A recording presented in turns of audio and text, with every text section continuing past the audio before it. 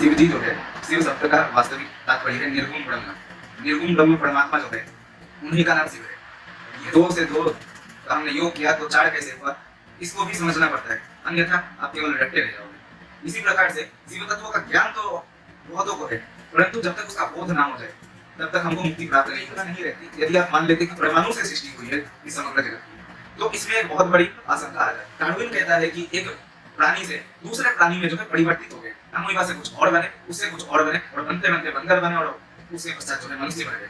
परंतु यहाँ पे एक बहुत बड़ा दोष आ जाता है। हम मान लेते हैं कि चेतन से ही चेतन एवं अचेतन की संरचना होना संभव है, अचेतन से चेतन की संभावना नहीं हो सकती, अचेतन से चेतन की सृष्टि नहीं हो सकती। इसमें कोई लॉजिक नहीं है, इसमें कोई भी प्रकार का तर्क नहीं है। कि कोई जो है कुत्ता लेकर घुस गया था उस मंदिर में, तो उसमें मंदिर के अधिकारियों ने केस दर्ज कर दिया। इसका कारण सभी दर्शक बंधुजनों को मेरी ओर से नमस्कार।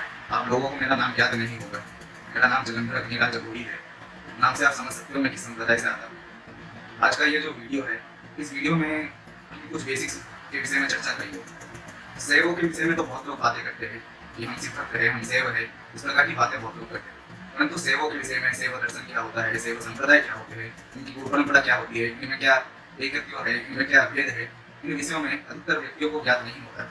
आज का वीडियो का उद्देश्य केवल इतना है कि आप लोगों को शैव दर्शन के विषय में थोड़ा जितना मेरे से हो सके उतना ज्ञान प्रदान करें, एवं शैव संप्रदायों के विषय में भी थोड़ा आप लोगों को बताने का हम प्रयास करें। तो हमारे पूज्य गुरुदेव का नाम लेते एवं शरण करते हुए हम आज का यह वीडियो प्रारंभ करते हैं। सबसे पहले हम आएंगे शैव दर्शन के विषय में। शैव दर्शन को यदि समझना है तो उसमें पूर्व आपको शिव तत्व का ज्ञान होना चाहिए। शिव तत्व का जो ज्ञान है, यदि आप शिव पुराण, स्कंद पुराण, लिंग पुराण आदि का अध्ययन करेंगे तो वहां से आपको प्राप्त अवश्य होगा। परंतु फिर भी अधिकतर व्यक्तियों को, क्योंकि ना उतना समय होता है, ना उनके पास कोई गुरु है, तो इसके लिए उनको असुविधा हो जाती है समझने में। शिव तत्व का वर्णन करते हुए शिव पुराण में यह कहा गया है कि शिव जी जो है, शिव शब्द का वास्तविक तात्पर्य है निर्गुण ब्रह्म। निर्गुण ब्रह्म परमात्मा जो है उन्हीं का नाम शिव है। अब यह शिव जो होते हैं, ये शिव परमात्मा एवं सर्वशक्तिमान होने के कारण ये सगुण रूप में भी प्रकट हो सकते हैं, जैसे कि रुद्र पंचवक्र सदाशिव अष्टमूर्ति शिव आदि का रूप ये धारण कर सकते हैं, काल भैरव जी का रूप धारण कर सकते हैं।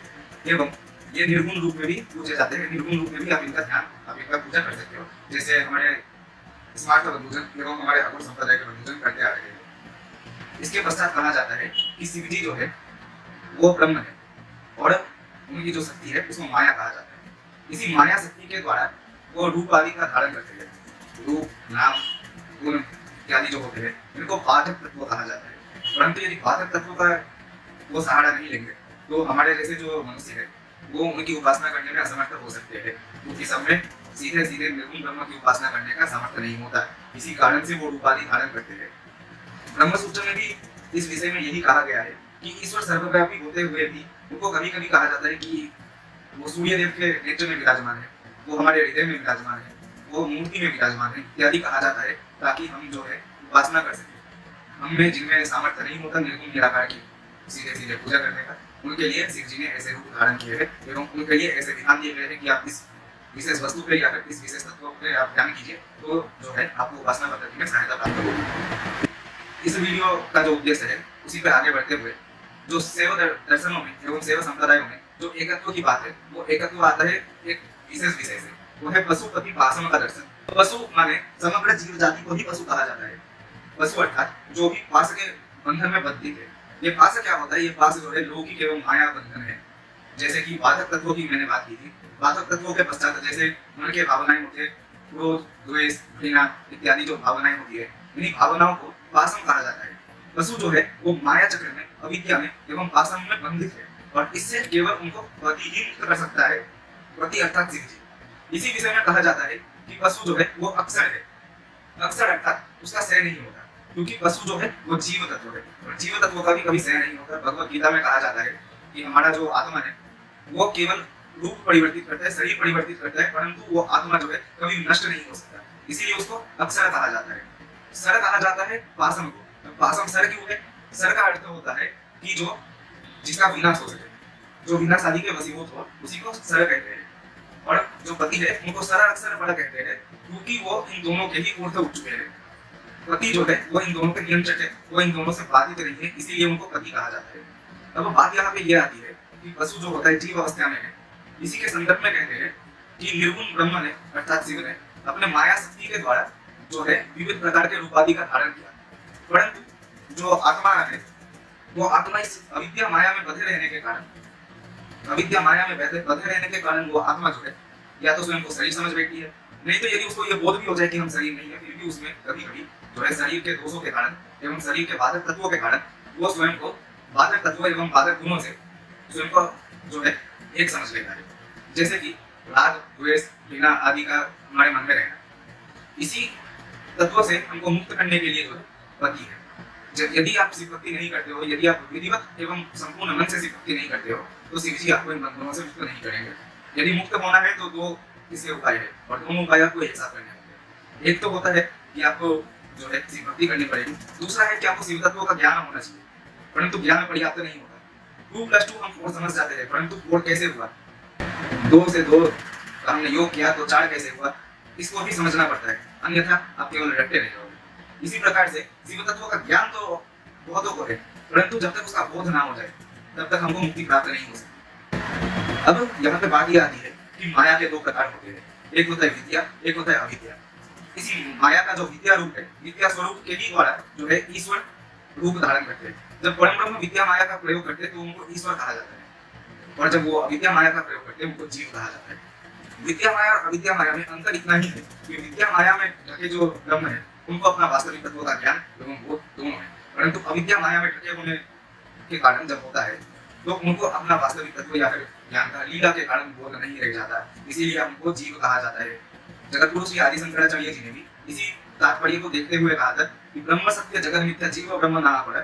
ये बात जब उन्होंने कही थी तो उनका तात्पर्य ये था कि जब बाधक तत्व जैसे विद्या अविद्या रूप नाम आदि को हटा दिया जाता है, तभी जो है जो शुद्ध जीव तत्व अवस्था है अर्थात जो आत्मा तत्व है और जो शुद्ध ईश्वर तत्व अवस्था है अर्थात जो ब्रह्म तत्व है, उनमें कोई भेद नहीं है।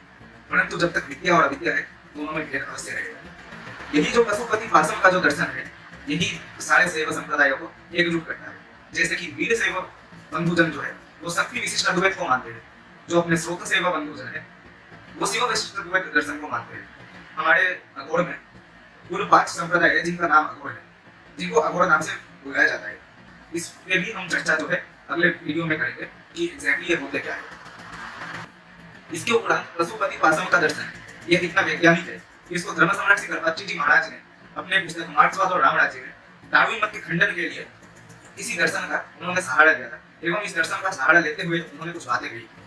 इस दर्शन की जो व्याख्या स्वयं शिव जी ने प्रदान की थी, उसी व्याख्या को लेते हुए धर्म सम्राट ने यह बात कही थी कि यदि हमको सृष्टि करनी है तो चेतन का होना आवश्यक है, चेतन से ही चेतन एवं अचेतन की उत्पत्ति हो सकती है। गोबर में आप देख सकते हो कि कीड़े मकोड़े होंगे, परंतु उनका मूल क्या है, उनके मूल है अंडे, उस अंडे का मूल क्या है, उस अंडे का मूल कीड़ा है।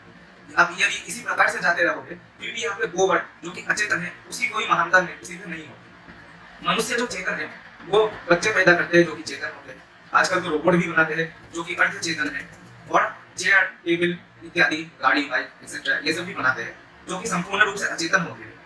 परंतु चाहे रोबोट का मूल हो, चाहे बच्चों का मूल हो, या फिर चाहे आप जो व्यवहारिक आपके जीवन में जो काम आते हैं, चाहे आपके चेयर्स हो, चाहे आपके टेबल्स हो या फिर कुछ भी और हो, कोई यंत्रों का निर्माण भी क्यों ना हो, उसके मूल में चेतन का होना आवश्यक है। इसी आधार पे वो कहते हैं, शिव जी कहते हैं इसी आधार पे पशुपति पासम का दर्शन का वर्णन करते हुए कि जो मूल चेतना है उसी से समग्र जगत की उत्पत्ति हुई है।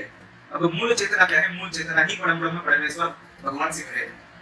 यदि ये मूल चेतना नहीं रहती, यदि आप मान लेते कि परमाणु से सृष्टि हुई है इस समग्र जगत की, तो इसमें एक बहुत बड़ी आशंका आ जाती है या फिर दोष आ जाता है। वो दोष क्या है कि परमाणु जो है उनका अस्तित्व कहां से आया? मान लीजिए परमाणु शुरू से अस्तित्व में है, क्योंकि मूल का मूल नहीं खोजा जाता, तो परमाणु को अपने मूल माना, हमने मान लिया कि चलो परमाणु ही मूल है। परंतु इसमें समस्या ये आ जाएगी कि ये जो परमाणु थे ये एक दूसरे से टकराएगी और कैसे? यदि हमने मान लिया कि परमाणुवाद का जो दर्शन होता है उसको मानते हुए यदि हमने कहा कि उनके भीतर आकर्षण का बल था, इसी कारण से वो एक दूसरे से टकराए और इसी से जो है सृष्टि की उत्पत्ति हुई। परंतु यहाँ पे कुछ और भी दोष आ जाते हैं, जैसे कि इन परमाणु के टकराने से क्या एक प्रकार की ऊर्जा की सृष्टि हुई या फिर भिन्न प्रकार की ऊर्जाओं की सृष्टि हुई? यदि भिन्न प्रकार की ऊर्जाओं की सृष्टि हुई तो वो कैसे हुई? क्योंकि ये सारे के सारे परमाणु जो थे वो एक ही प्रकार के थे, एक ही उनका तत्व था। यदि आप कहने जाए कि विविध प्रकार के परमाणु तत्व का जो है अस्तित्व था, तो यहाँ पे एक दोष आ जाएगा कि इतने विविध प्रकार के परमाणु तत्व कहां से आए? फिर तो ये मूल नहीं रह गया, इसका कुछ और मूल होगा क्योंकि भिन्न है। यदि आप डार्विन के भी मत की बात करें, डार्विन कहता है कि एक प्राणी से दूसरे प्राणी में जो है परिवर्तित हो गए, अमीबा से कुछ और बने, उससे कुछ और बने और बनते बनते बंदर बने और उसके पश्चात जो है मनुष्य बन गए। परंतु यहाँ पे एक बहुत बड़ा दोष आ जाता है। हम मान लेते हैं कि जो हमारे प्राकृतिक कारण है, जो हमारे भौगोलिक जो विभिन्न प्रकार के जो परिवर्तन आते हैं, उनके कारण जो है अमीबा आदि जो भी डार्विन का मत था, वो प्राणी जो है वो स्वयं को विकसित कर लिया। परंतु जो अंटार्कटिका में रहने वाले प्राणी थे, उधर पे तो एक ही प्रकार की सर्दी है, तो उस सर्दी में विविध प्रकार से कैसे परिवर्तित हो गए। अंटार्कटिका में आपको पेंगुइन्स भी मिलते हैं, उधर पे आपको वॉलरस भी मिलता है, उधर पे आपको विविध प्रकार के जो व्हेल मछली है, व्हेल मछलियां भी मिलती है। तो इतने विभिन्न प्रकार के परिवर्तन उसने कैसे किए जब उसका स्वयं का कोई बुद्धि नहीं है, जब उसके दिमाग में ब्रेन नहीं है। हमारे भाई से ब्रेनलेस टीचर, तो उसने कैसे कर लिया इस प्रकार का कोई काम। चलो इसको भी मान लिए। अभी एक और समस्या आती है कि बंदर से मनुष्य बने, तो बंदर जो थे अभी तक क्यों बचे, अभी तक कैसे बचे, सारे बंदर मनुष्य क्यों नहीं बने। यदि किसी और प्रजाति के बंदर से मनुष्य बने थे तो वो प्रजाति के बंदर चलो चले गए, ये बंदर रह गए, परंतु कहते हैं कि बंदर से ही मनुष्य बने। परंतु बंदर तो आज भी है, जिन प्रजातियों का विषय में कहा जाता है वो प्रजाति आज भी है। यदि आप प्रागैतिहासिक जो पक्षी है उनके आप फॉसिल्स को देखते हैं और अभी के पक्षियों के, उन्हीं जात के पक्षियों के आप फॉसिल्स को देखते हैं, तो उनमें कोई परिवर्तन नहीं आया है सिवाय उनके आकार के। उस समय में बड़े थे, अभी के छोटे, परंतु इसके पश्चात इनमें कोई और भेद नहीं है, कुछ और देखने को नहीं मिलता। अर्थात जो हमारे सृष्टि का मूल है, जो उसका कारण है, वो केवल और केवल चेतन ही हो सकता है। चेतन से ही चेतन एवं अचेतन की संरचना होना संभव है। अचेतन से चेतन की संभावना नहीं हो सकती, अचेतन से चेतन की सृष्टि नहीं हो सकती। इसमें कोई लॉजिक नहीं है, इसमें कोई भी प्रकार का तर्क नहीं है, ये केवल निरर्थक विलाप है। इसी के पश्चात जो है हमारे शैव संप्रदायों में एक और एकत्व की बात है, धारण। धारण अर्थात आप जो धारण करते हो, रुद्राक्ष धारण, त्रिपुंड धारण, भस्म धारण, लिंग की पूजा करना, जो कि शिवलिंग होता है, शिव जी का चिन्ह या प्रतीक कहा जाता है, उसकी पूजा करना इत्यादि, ये सब जो है। फिर सेवागम, सेवागमों का भी बहुत बड़ा एक जो है इम्पोर्टेंस है या फिर उसकी प्रामाण्यता है शैव संप्रदाय में। साढ़े के साढ़े शैव संप्रदाय यदि आप देखोगे या फिर आप किसी सिद्ध भक्त को भी देख लो तो वो जो है रुद्राक्ष धारण अवश्य करते हैं, वो त्रिपुंड धारण अवश्य करते हैं। यदि वो चिता भस्मादि से त्रिपुंड धारण ना भी करे तो भी किसी ना किसी प्रकार के भस्म से वो त्रिपुंड धारण करते हैं। जिनको ज्ञात नहीं त्रिपुंड क्या होता है, मेरे सर पे आप देख सकते हो ये 3 लाइनें हैं, ये जो 3 रेखाएं है, 3 रेखाओं को कहा जाता है त्रिपुंड, जब उनको इस प्रकार से लगाया जाता है। ये त्रिपुंड इसीलिए कहते हैं क्योंकि 3 रेखाएं। अब त्रिपुंड अधिकतर संप्रदायों में जो है भस्म से धारण किया जाता है। इस भस्म को प्राप्त करने के जो उनके विधिया होती है वो भिन्न होती है। इसको किस विधि से भस्म धारण करना है, ब्राह्मण के लिए कुछ और मंत्र होते हैं, वैश्यों के लिए कुछ और मंत्र होते हैं, क्षत्रियों के लिए कुछ और मंत्र होते हैं और शूद्रों के लिए भी कुछ और मंत्र होते हैं, नारियों के लिए भी भिन्न मंत्र होते हैं। परंतु भस्म धारण हम रुद्राक्ष धारण हम सबको करना पड़ता है। सारे शैव संप्रदायों में ये कंपल्सरी है, सारे शैव संप्रदायों में ये आवश्यक है। इसके पश्चात जो 28 सेवागम आते हैं, 28 सेवागम है। सेवागम बहुतों को पता नहीं होता।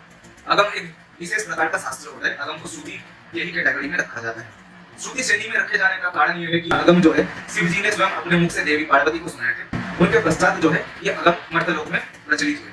इन अगमों के आधार पे जो है शैव संप्रदाय चलते हैं एवं शैव के मंदिर चलते हैं।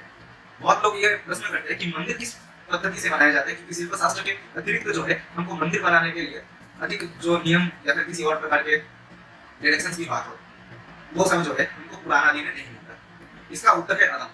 जो वैष्णव मंदिर है वो वैष्णव आगम या फिर जो पंचायत आगम कहा जाता है उनके आधार पे बनाए जाते हैं। जो सेवा मंदिर है वो सेवागमों के माध्यम से बनाए जाते हैं। जो शाक्त मंदिर है वो शाक्तागमों के माध्यम से बनाए जाते हैं। ये जो अगम शास्त्र है, इन अगम शास्त्रों में कुछ विषयों के विषय में बात किया गया है। ये विषय क्या है? ये विषय है वर्णाश्रम, अर्थात ब्राह्मण, क्षत्रिय, वैश्य, शूद्र एवं जो आपके 4 आश्रम है, ब्रह्मचारी, गृहस्थ, वानप्रस्थ और संन्यास आश्रम, इन 4 आश्रम के विषय में और 4 वर्णों के विषय में बात की गई है। वहाँ पे रुद्राक्ष और भस्म धारण को लेकर विविध प्रकार के नियमों का वर्णन किया गया है। वहाँ पे दर्शन शास्त्र का भी वर्णन किया गया है।